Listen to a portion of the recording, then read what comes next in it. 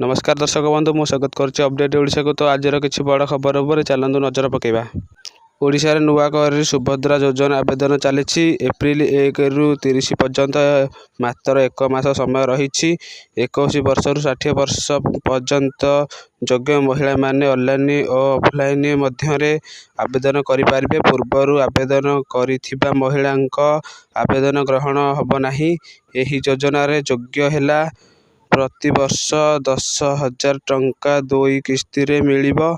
लाभ पाई शीघ्र आवेदन करंतु एवं आधार लिंक खाता प्रस्तुत रखंतु। सुभद्रा पोर्टाल किंबा निकटस्थ सेंटर रे जाई फॉर्म पूरण करंतु। विलंब न करी आज आवेदन करी भविष्यत सुरक्षित रखंतु।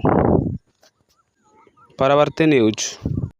केन्दुझर निर्गागोठ ग्राम दिव्यांग नाबालिका उपरे यौन निर्यातना अभियोग उपरे चर्चा भंगारुजा होइछि। ग्रामवासी मध्य संप्रदाय उत्तेजना देखा जाइछि। पुलिस परिस्थिति नियंत्रण रखिछि।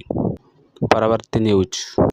ओडिशा रे आसंता 9 तारिख पर्यंत झड़ वर्षा और बिजुली घड़घड़ी जारी रहिबो। पाणीपाग विभाग केतेक जिला को ऑरेंज और येलो वार्निंग चेतावनी जारी रहिछि। विशेषकर अपराह्न संध्या समय रे प्रबल पवन और 50 रु 60 प्रति किमी घंटा सह वर्षा बिजुली पड़िबार संभावना रहिछि। कृषक श्रमजीवी और साधारण लोक विशेषकर सतर्क रहिबा परामर्श दिया जाइछि। घर बाहर को यात्रा कम करंतु एवं बिजुली समय रे सुरक्षित स्थान रे रुहंतु। परवर्ती खबर।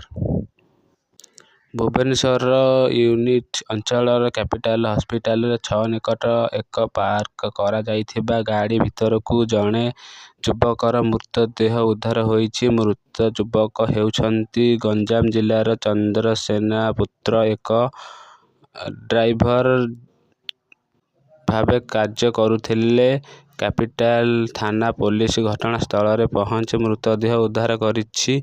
व्यवस्थित पाई पठाइछि। प्राथमिक तदंत गाड़ी भितर शोइथिबा समय रे ऑक्सीजन अभाव जोगु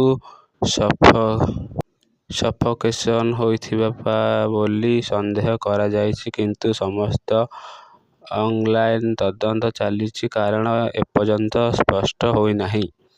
परवर्ती खबर।